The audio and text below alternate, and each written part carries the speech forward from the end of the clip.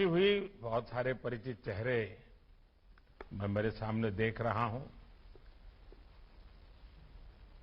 हम सब जानते हैं कि दुनिया के सबसे तेजी से विकसित हो रहे शहरों में एक शहर सूरत है और आप सब आज सूरत में बैठ करके नए संकल्प ले रहे हैं।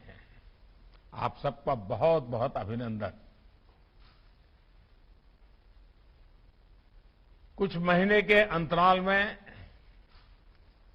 सरदार धाम से जुड़े साथियों, देश दुनिया में गुजरात और भारत के गौरव को बढ़ाने वाले आप सभी बहनों भाइयों को फिर से मुझे मिलने का मौका मिला है। ये गुजरात के प्रति और भारत के प्रति हमारे साझा संकल्पों, साझा प्रतिबद्धता का ही प्रमाण है। साथियों, देश को जब नई नई आजादी मिली थी तो वो आजादी के प्रारंभिक दिन थे और उस समय सरदार साहब ने जो कहा था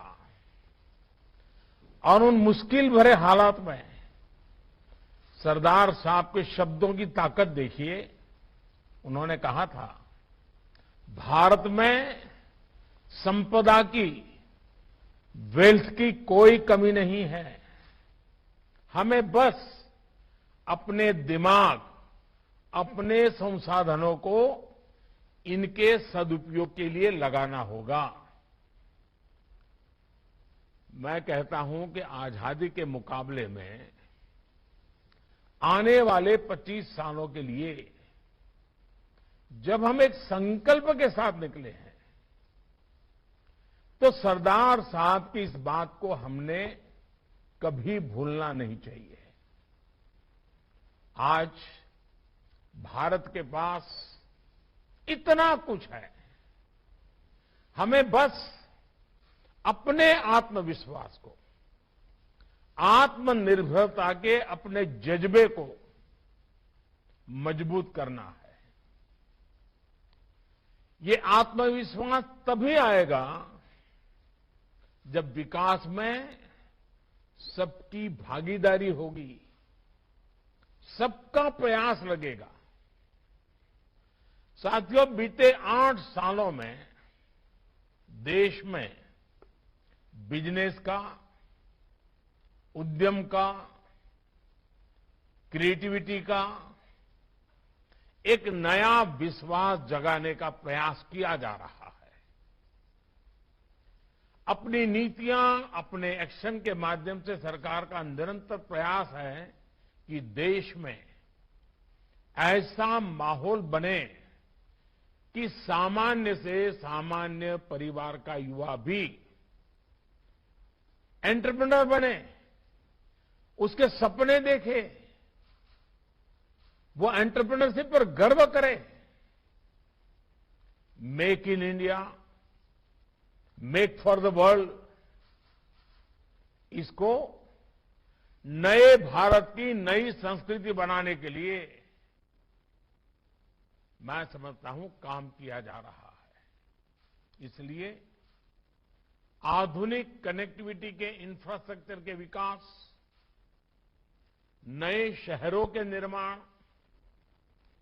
पुराने शहरों में स्मार्ट सुविधाएं विकसित करने, नियमों, कायदों, दस्तावेजों, कंप्लायंसेस के बोझ से देश को मुक्त करने और इनोवेशन की,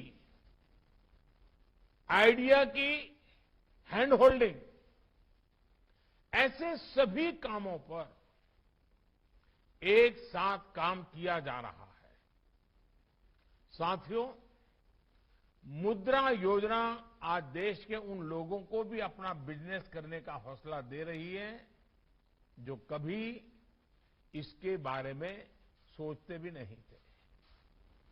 स्टार्टअप इंडिया से वो इनोवेशन, वो टैलेंट में भी आज यूनिकॉर्न के सपने साकार होते देख रहा है, जिसको कभी रास्ता नहीं दिखता था।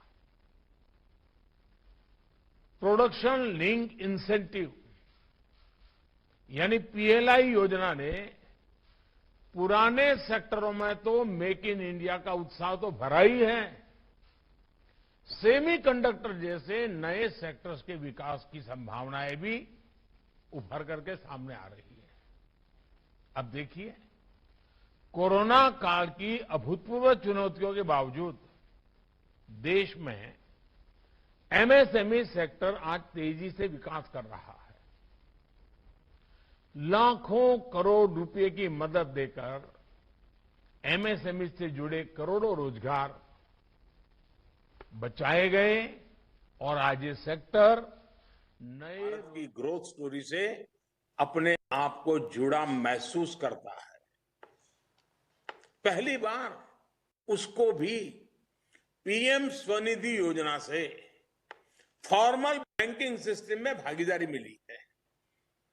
हाल ही में हमारी सरकार ने इस योजना को दिसंबर 2024 तक के लिए एक्सटेंड कर दिया है। साथियों, छोटे से बड़े हर व्यवसाय, हर कारोबार का देश के विकास में महत्वपूर्ण योगदान है। सबका प्रयास की यही भावना तो अमृत काल में नए भारत की ताकत बनेगी। मुझे खुशी है कि इस बार की समिट में आप इस विषय पर विस्तार से चर्चा कर रहे हैं અને જ્યારે સુરતના લોકોને મળી રહ્યો અને આટલી મોટી સંખ્યામાં દેશ વિદેશથી બધા આવ્યા હોય અને હમણાં ગગજીભાઈ બહુ ભાવુકતાપૂર્વક વિસ્તારથી બધી વર્ણન કરતા હતા। એક નવી આશા અને ઉમંગ જગાવે એવી વાતો હંમેશા ગગજીભાઈ પાસે હોય છે। તમે ગગજીભાઈ જોડે વાત કરો તો નિરાશાનું ના બચતા હો, હંમેશા કંઈક નવું કરવાની વાત એ કદાચ ગગજીભાઈનો સ્વભાવ જ બની ગયો છે અને સમાજ માટે કરવાનું, જાત ઘસીને કરવાનું અને એના જ કારણે આ બધા કામો સફળ થતા હોય છે। પણ આજે જ્યારે હું તમારી વચ્ચે જરા મન ખોલીને વાત કરતો હોઉં છું, આપણે વિચાર કરવો પડે કે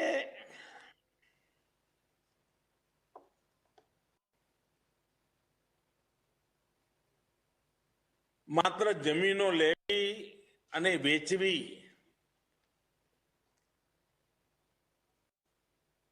બધા હસવા માંડ્યા છે।